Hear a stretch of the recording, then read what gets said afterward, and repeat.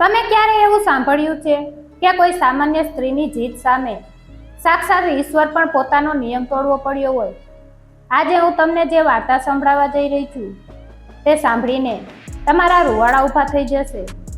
આ કોઈ પુરાણની કથા નથી, પણ આજના સમયની એક એવી સ્ત્રીની વાત છે જેણે પોતાના પતિના પ્રાણ બચાવવા માટે મોતની આંખોમાં આંખ નાખીને ખુદ ભગવાનને પડકાર ફેંક્યો હતો.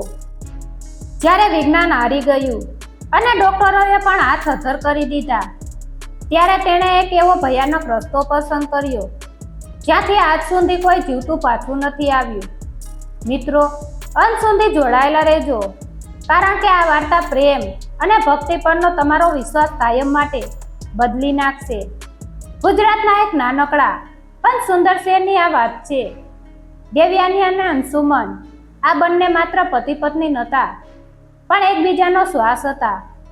અંશુમન નાનપણથી જ અનાથ હતો, એટલે દેવયાની જે તેનો પરિવાર, તેની દુનિયા અને તેનું સર્વસ્વ હતી. દેવયાની પણ અંશુમન વિના એક ક્ષણ જીવવાની કલ્પના કરી શકતી નથી. તેમના લગ્નને 7 વર્ષ વીતી ગયા હતા, છતાં તેમનો પ્રેમ રોજિંદા જીવનની નાની નાની વાતોમાં મહેકતો રહેતો. આજે તેમની 7મી મેરેજ એનિવર્સરી હતી. દેવયાનીએ અંશુમનની પસંદગીનું ભોજન બનાવ્યું હતું અને તે દરવાજે તેની રાહ જોઈ રહી હતી.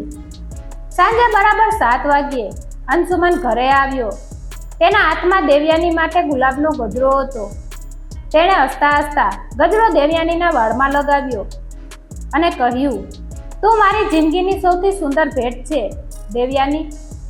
પણ આ ખુશીની ક્ષણ વધારે ટકી શકી નહીં. અચાનક અંશુમનના ચહેરા પર એક અજીબ પીડા ઉપસી આવી.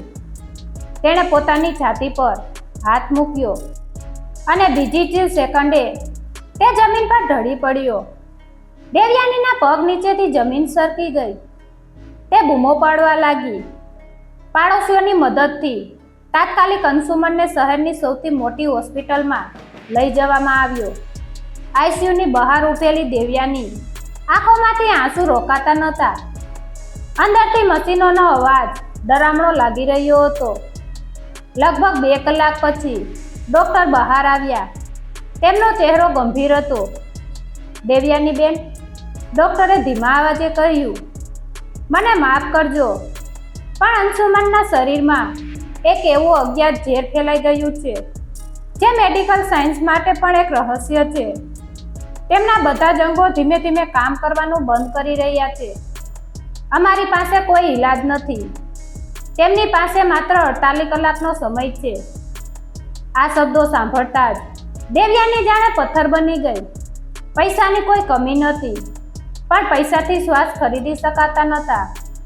રાતના 12 વાગી ચૂક્યા હતા. હોસ્પિટલના કોરિડોરમાં સન્નાટો છવાયેલો હતો. દેવયાનીની હોસ્પિટલના નાના મંદિરમાં ભગવાનની મૂર્તિ સામે આંસુ સારતી બેઠી હતી. ત્યારે ત્યાં અચાનક એક વૃદ્ધ સાધુ આવ્યા. તેમના ચહેરા પર એક અજીબ તેજ હતું, પણ કપડાં ફાટેલા હતા. તેમણે દેવયાનીના માથા પર હાથ મૂકીને કહ્યું, "જ્યાં વિજ્ઞાનની હદ પૂરી થાય છે, ત્યાંથી ઈશ્વરની શરૂઆત થાય છે દીકરી. તારા પતિને કોઈ ડૉક્ટર નહીં, પણ ગિરનારના ગાઢ જંગલોમાં છુપાયેલું અદ્રશ્ય શિવલિંગ બચાવી શકે છે." દેવયાની ચમકીને ઊભી થઈ ગઈ. "અદ્રશ્ય શિવાલય?" સાધુએ ગંભીર સ્વરે કહ્યું, "હા, એક એવું શિવાલય જે માત્ર સાચા પ્રેમી અને ભક્તને જ દેખાય છે. ત્યાં જળ અર્પણ કરવાથી મૃત્યુ પામેલો માણસ પણ બેઠો થઈ જાય છે, પરંતુ ત્યાં જવાનો રસ્તો મોતથી ભરેલો છે. ડગલે ને પગલે તારી પરીક્ષા થશે, અને સૌથી મોટી વાત, ત્યાં પહોંચ્યા પછી ભગવાન તારી પાસે તારી સૌથી વહાલી વસ્તુનું બલિદાન માગશે. શું તું તૈયાર છે?" દેવયાનીએ 1 સેકન્ડનો પણ વિચાર કર્યા વિના હા પાડી દીધી. સાધુએ તેને એક જૂનો નકશો અને એક રુદ્રાક્ષ આપ્યો અને અંધારામાં અદૃશ્ય થઈ ગયા. સમય ઓછો હતો. દેવયાનીએ રાત્રે જ ગિરનારના એ ભયાનક જંગલો તરફ પ્રયાણ કર્યું. પણ જેવી દેવયાની જંગલની હદમાં પ્રવેશી, અચાનક પાછળથી કોઈએ તેના માથા પર ભારે વસ્તુથી પ્રહાર કર્યો. દેવયાની જમીન પર પટકાઈ ધૂંધળી થતી આંખોથી તેણે જોયું કે કોઈ કાળો પડછાયો તેના હાથમાંથી પેલો નકશો અને રુદ્રાક્ષ છીનવીને ભાગી રહ્યો છે. અંશુમનના શ્વાસ ફૂટી રહ્યા હતા. 48 કલાકમાંથી 5 કલાક પૂરા થઈ ગયા હતા અને દેવ્યાની ગાઢ અંધારા જંગલમાં એકલી, ઘાયલ અને રસ્તો ભટકી ગયેલી પડી હતી. માથામાં અસંખ્ય પીડા અને વહેતા લોહી સાથે દેવ્યાનીને જ્યારે ભાન આવ્યું ત્યારે રાતના 2 વાગી ચૂક્યા હતા. ગિરનારના એ અવારું જંગલનો અંધકાર એટલો ગાઢ હતો કે પોતાનો હાથ પણ નહોતો દેખાતો. ચારે બાજુ જંગલી પ્રાણીઓના ડરાવણા અવાજો આવી રહ્યા હતા. અંશુમન, તેના ઓઠમાંથી પહેલો શબ્દ સરી પડ્યો. 48 કલાકમાંથી હવે માત્ર 35 કલાક બચ્યા હતા. સમય રેતીની જેમ હાથમાંથી સરકી રહ્યો હતો. પેલો નકશો અને રુદ્રાક્ષ બંને ગાયબ હતા. કોઈ પણ સામાન્ય સ્ત્રી આ પરિસ્થિતિમાં હિંમત હારીને પાછી ફરી ગઈ હોય, પણ દેવ્યાનીનો પ્રેમ સામાન્ય નહોતો. તે જાણતી હતી કે જો તે ખાલી હાથે પાછી ફરી તો અંશુમનનો શ્વાસ કાયમ માટે થંભી જશે. તેણે જમીન પરથી એક મજબૂત લાકડી હાથમાં લીધી અને ઊભી થઈ. પણ જવાનું કઈ તરફ? રસ્તો બતાવનાર નકશો તો ચોરાઈ ગયો હતો. ત્યારે તેને પેલા સાધુ મહારાજના શબ્દો યાદ આવ્યા, જ્યાં વિજ્ઞાન હારે છે ત્યાંથી ઈશ્વર શરૂ થાય છે. સાચા પ્રેમી અને ભક્તને ભગવાન જાતે રસ્તો બતાવે છે. દેવ્યાનીએ આંખો બંધ કરી પોતાના હૃદય પર હાથ મૂક્યો અને પૂરા હૃદયથી ભગવાન શિવ અને અંશુમનનો હસતો ચહેરો યાદ કર્યો. જ્યારે તેણે આંખો ખોલી ત્યારે ગાઢ અંધારામાં એક ચમત્કાર સર્જાયો. જમીન પર કોઈ અદ્રશ્ય પ્રકાશથી ચમકતા પગલાં દેખાઈ રહ્યા હતા. આ પગલાંમાંથી હળવી ઉર્જા નીકળી રહી હતી. આ એ જ કાળા પડછાયાના પગલાં હતા જેણે તેના પર હુમલો કર્યો હતો. નકશો ભલે ચોરાઈ ગયો, પણ સાચા પ્રેમની શક્તિએ તેને દિશા બતાવી દીધી. દેવ્યાનીએ એ ચમકતા પગલાંનો પીછો કરવાનું શરૂ કર્યું. લગભગ 2 કલાકના કાટાળા અને પથરા રસ્તા કાપ્યા પછી અચાનક એ પગલાં એક ભયાનક ખીણ પાસે આવીને ગાયબ થઈ ગયા. નીચે ખીણમાં વહેતી નદીનું પાણી લોહી જેવું લાલ હતું અને તેમાંથી ભયંકર વરાળ નીકળી રહી હતી, જાણે કોઈ જ્વાળામુખીનો ઉકળતો લાવા. ખીણ પાર કરવા માટે કોઈ પુલ નહોતો, માત્ર એક પાતળું સડેલું લાકડું હતું જે બંને છેડાને જોડતું હતું. દેવ્યાની હજુ વિચારી જ રહી હતી કે આ પાર કેવી રીતે જવું, ત્યાં જ પાછળથી એક અત્યંત ડરામણો અને પરિચિત અવાજ આવ્યો. પાછી જતી રહે દેવ્યાની, તારો પતિ હવે આ દુનિયામાં નથી રહ્યો. તારી આ બધી જ મહેનત બેકાર છે. દેવ્યાનીએ ચમકીને પાછળ ફરીને જોયું તો તેના હોશ ઉડી ગયા. સામે તેનો વાલો અંશુમન ઊભો હતો, પણ તેનો ચહેરો ભયાનક રીતે પીળો પડી ગયો હતો અને તેના શરીરમાંથી લોહી ટપકતું હતું. દેવ્યાની, મારું મૃત્યુ થઈ ગયું છે. હું તને લેવા આવ્યો છું. મારી પાસે આવી જા. અંશુમનનો અવાજ જંગલમાં ગુંજ્યો. પોતાના વાલા પતિને આ હાલતમાં જોઈને દેવ્યાનીની આંખોમાંથી ચોધાર આંસુ વહેવા લાગ્યા. તે બેબાકડી બનીને અંશુમન તરફ એક ડગલું આગળ વધી, પણ તરત જ તેના મગજમાં ઝબકારો થયો. મારા અંશુમનને મને હંમેશા લડતા શીખવ્યું છે, હાર માનતા નહીં. તેને સમજતા વાર ન લાગી કે આ ગિરનારના જંગલની કોઈ અઘોરી માયાજાળ છે જે તેની પરીક્ષા લઈ રહી છે અને તેને ભટકાવી રહી છે. તું મારો અંશુમન નથી, મારો પ્રેમ હજુ જીવતો છે. દેવ્યાનીએ મક્કમતાથી બૂમ પાડી અને આંખો બંધ કરીને મહામૃત્યુંજય મંત્રનો જાપ શરૂ કર્યો. ઓમ ત્ર્યંબકમ યજામહે.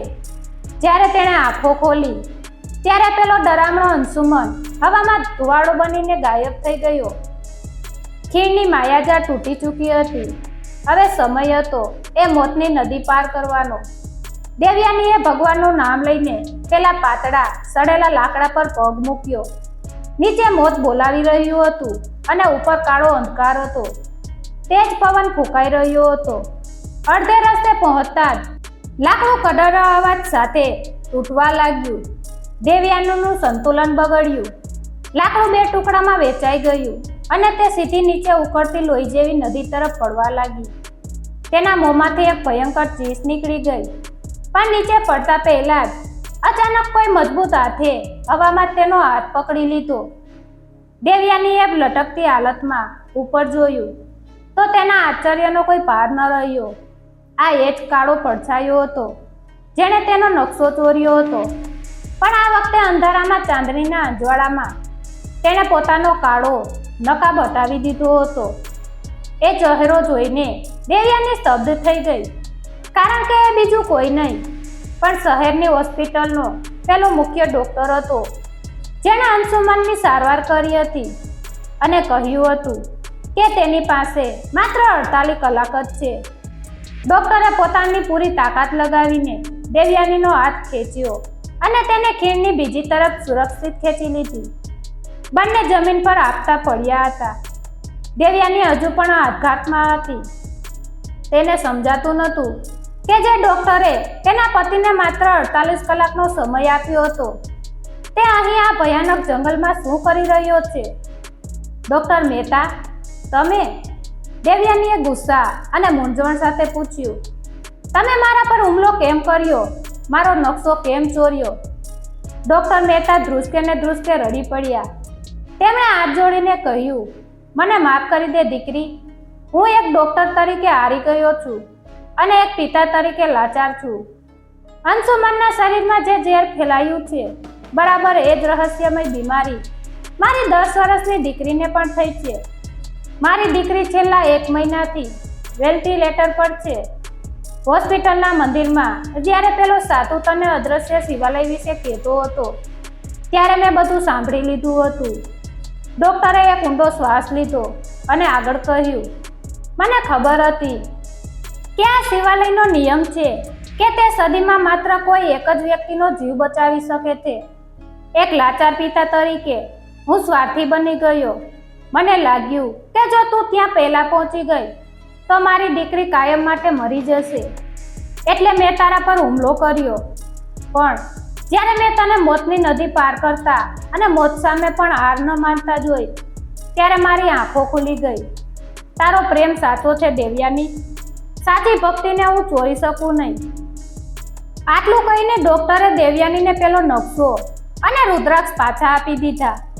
પણ અચાનક ખીણના કિનારે જ્યાં ડૉક્ટર બેઠા હતા ત્યાંની જમીન ધસવા લાગી. મોટા પથ્થરો તૂટીને નીચે ઉકળતી નદીમાં પડવા લાગ્યા.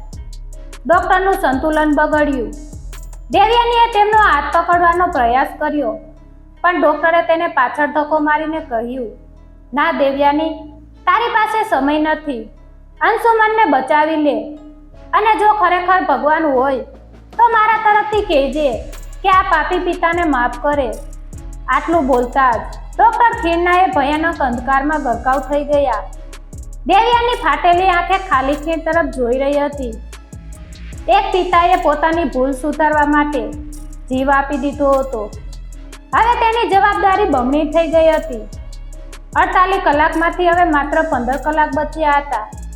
તેણે આંસુ લૂછ્યા અને નકશા મુજબ ગિરનારના સૌથી ઊંચા અને અદ્રશ્ય શિખર તરફ દોડ મૂકી.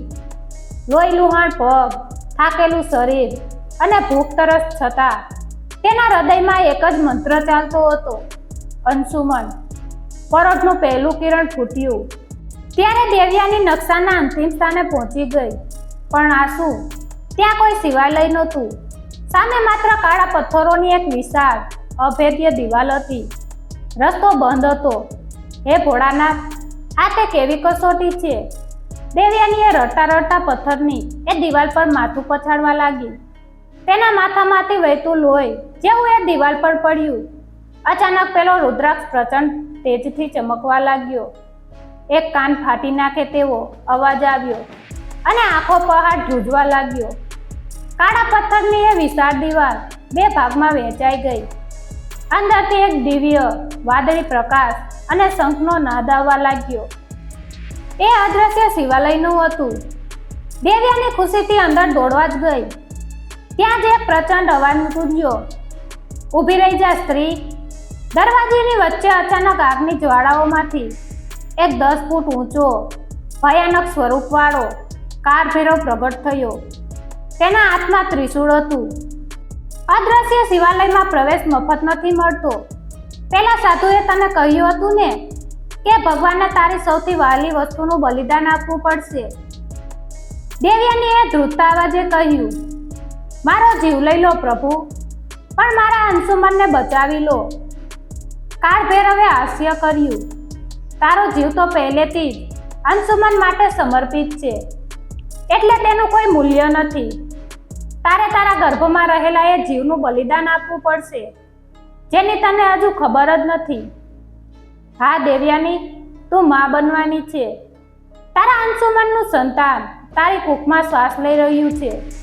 બોલ, તારે પતિ જોઈએ છે કે તારું બાળક? આપ બલિદાન.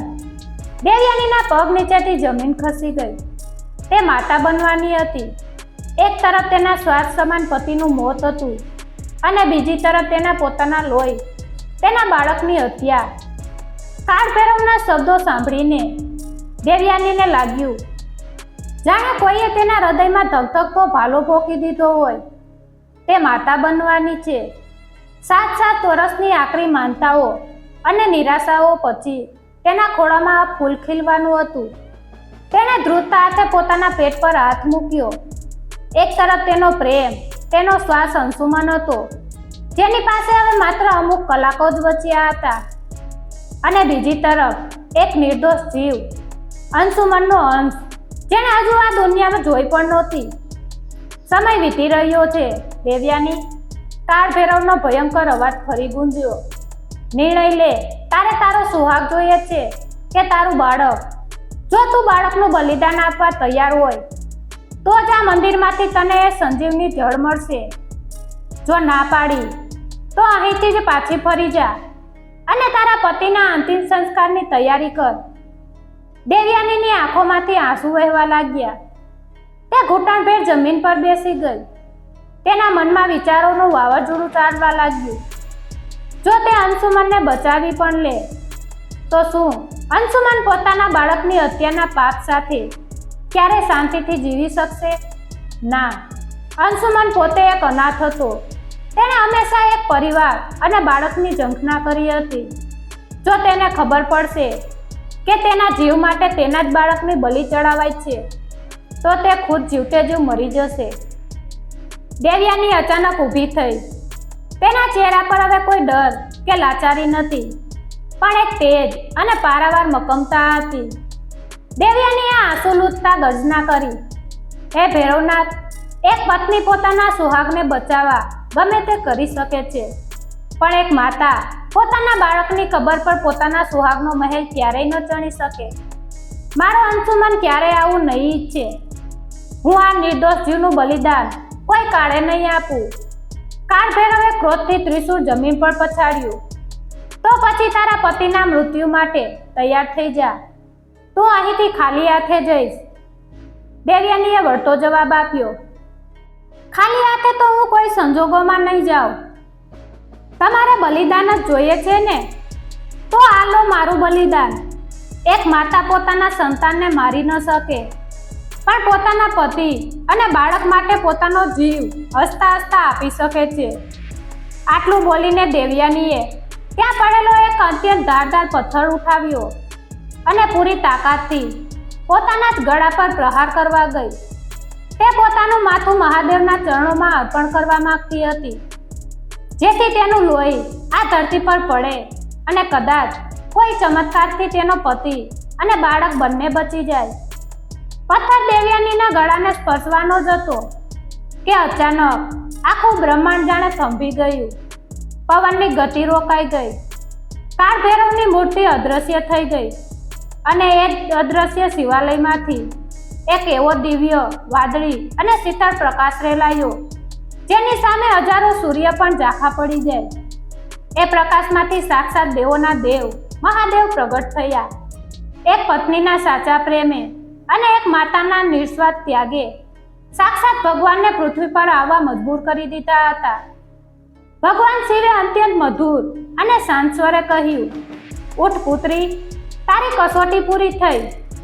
દેવયાનીના હાથમાંથી પથ્થર છૂટી ગયો અને તે સીધી મહાદેવના ચરણોમાં ઢળી પડી. મહાદેવ, મારા અંશુમન, તે ડૂસકા પડતા માંડ બોલી શકી. શિવજીએ કરુણાથી તેના માથા પર હાથ મૂક્યો.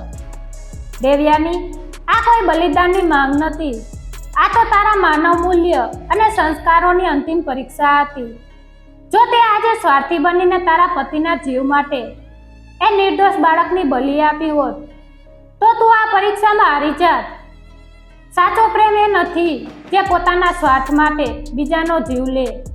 સાચો પ્રેમ તો એ છે જે બીજા માટે પોતાનું સર્વસ્વ ત્યાગવા તૈયાર થઈ જાય. તારા આ નિસ્વાર્થ પ્રેમે મને પણ ઝૂકવા મજબૂર કરી દીધો છે. મહાદેવના હાથમાંથી એક ચમકતું અમૃતનું પાત્ર દેવયાનીના હાથમાં આવી ગયું. જા દીકરી, આ જળના 2 ટીપા તારા અંશુમનને નવું જીવન આપશે.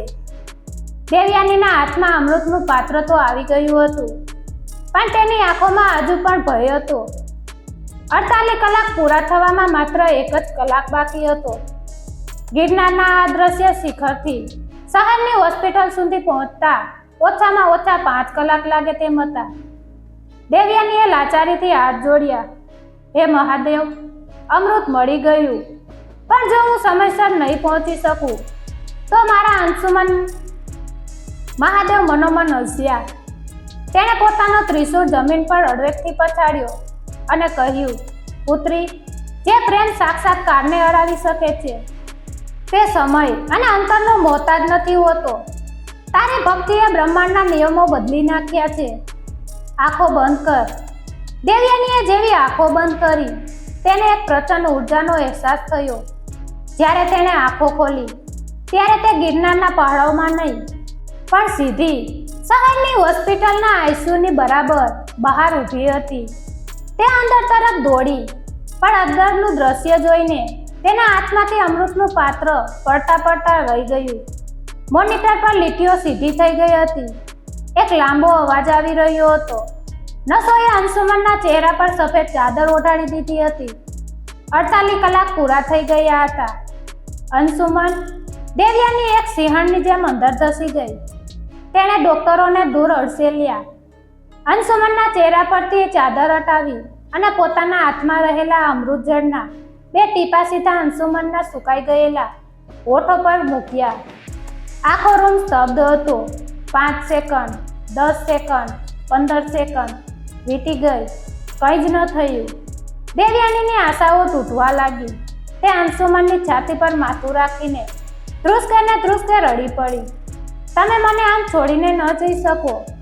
આપણા આવનારા બાળક માટે તમારે ઊભા થવું જ પડશે. અને અચાનક મોનિટરમાં આ હલનચલન થઈ.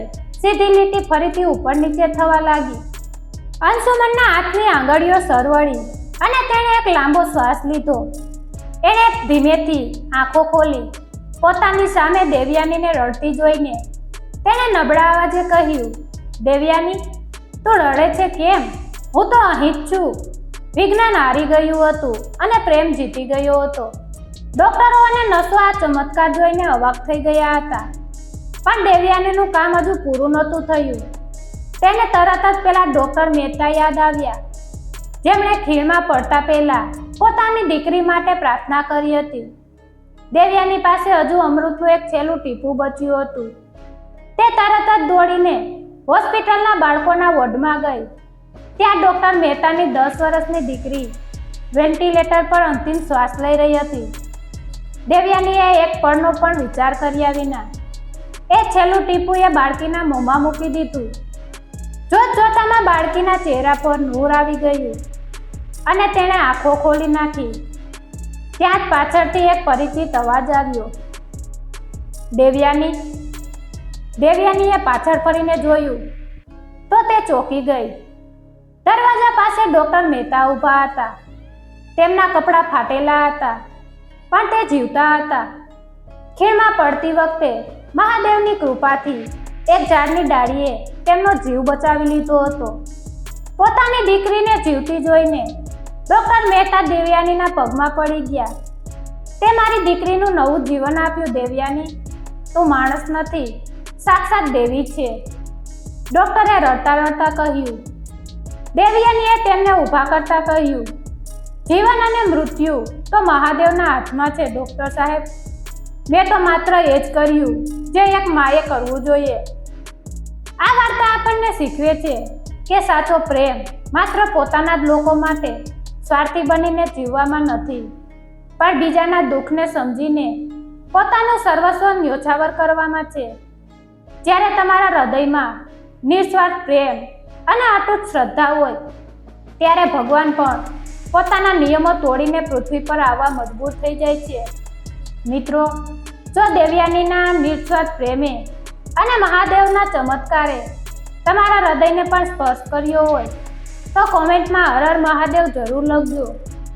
આવી જ હૃદયસ્પર્શી અને રૂવાડા ઊભી કરી દે તેવી ઓરિજિનલ વાર્તાઓ સાંભળવા માટે અત્યારે જ આપણી આ ચેનલને સબસ્ક્રાઈબ કરો અને આ વિડીયોને તમારા પરિવાર અને મિત્રો સાથે જરૂરથી શેર કરો. મળીએ છીએ એક નવી અને દમદાર વાર્તા સાથે. ત્યાં સુધી ખુશ રહો અને પ્રેમ વેચતા રહો. આભાર.